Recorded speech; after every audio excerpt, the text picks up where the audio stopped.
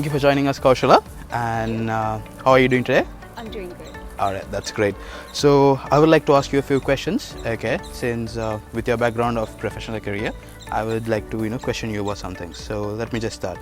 How would you like to introduce yourself? So I'm Kaushala Amarasekara. I would like to introduce myself as a brand strategist, a reliable person, someone who's hardworking, and most of all, a kind human being who is well-grounded. Okay, so that's a nice introduction. Okay, so then let me switch. What is tell me one of your most proudest moments that you had, and then why would you consider that to be your proudest moment?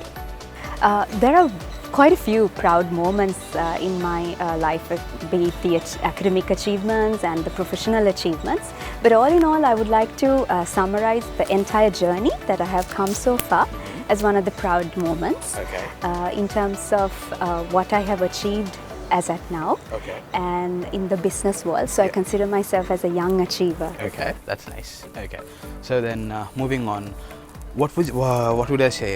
What is the decision that you made that you wish that you didn't take that decision? So Sindha, I think if I look back, most of the decisions given at that time, although it would have looked like something which I shouldn't have done, but now when I look back, I think all the decisions and the certain things that has come about or has happened in life has either taught us a lesson Okay. or brought a enormous experience. Okay. So all of those, I cannot actually regret anything that has happened because Okay. I've always learned something. All right, yeah. And I have always grown from that. So I wouldn't exactly Say that you're going to regret any of their decisions. Okay, so since you're talking about a few points, okay, what would you think as the additional skills that helped you to grow into the position that you are right now? Yes, that's a good question actually, because I think in the corporate world, we need a lot of soft skills. Yeah, A lot of interpersonal skills are needed Yeah. because that's, I think, what kind of grooms people, and Yeah. you can actually get things done easily when you have strong interpersonal skills. Yeah. Your communication has to be very clear. And also, I believe in, when I refer to interpersonal skills, a lot of people tend to fight in organizations. They think it's through aggression that you Yes. can get something done. But what I believe is that you need to kind of be pleasant with everyone. Because at the end of the day, if say you leave your job or Okay.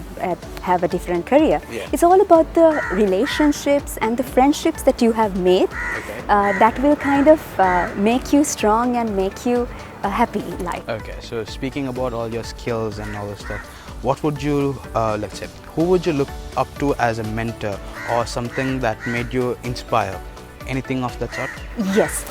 So in my life, I actually do not have like one person who I believe is like a person who inspired me. Yeah.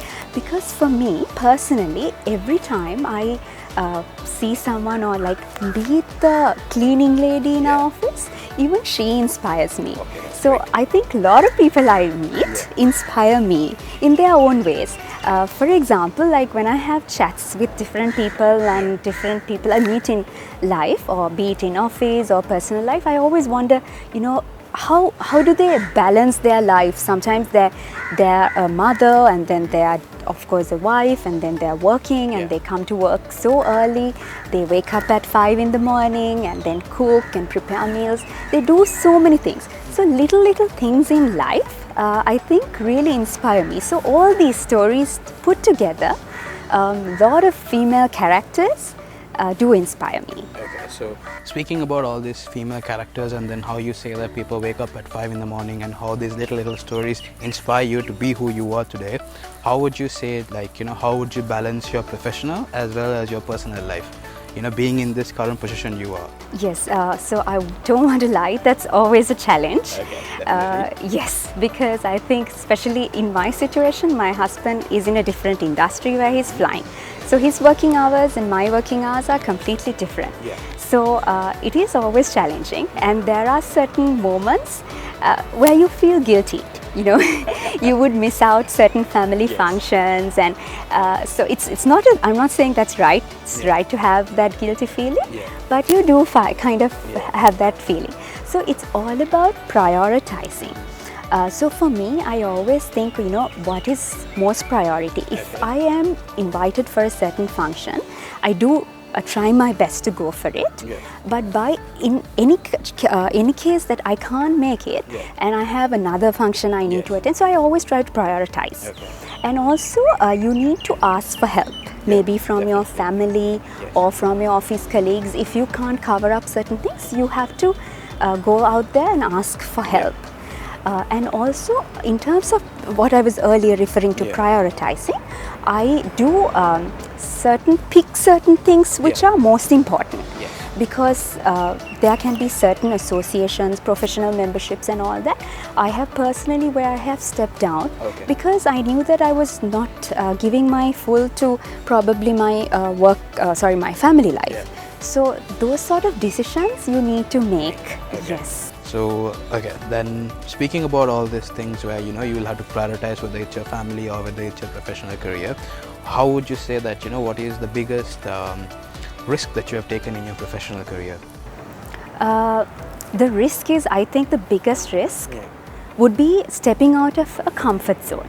For me, if I feel like I'm getting too comfortable in a certain role, and you know your colleagues and you know how to do things, it's easy for you. If you stay in one place and then you feel like you're in that comfort zone, sometimes it blocks your growth. So I think the biggest risk I have taken would be to step out of the comfort zone, go out there, explore opportunities and see what's out there, and probably basically take that risk. Okay, so you were talking about a few points before, okay, so what would you say that your plans for your future are?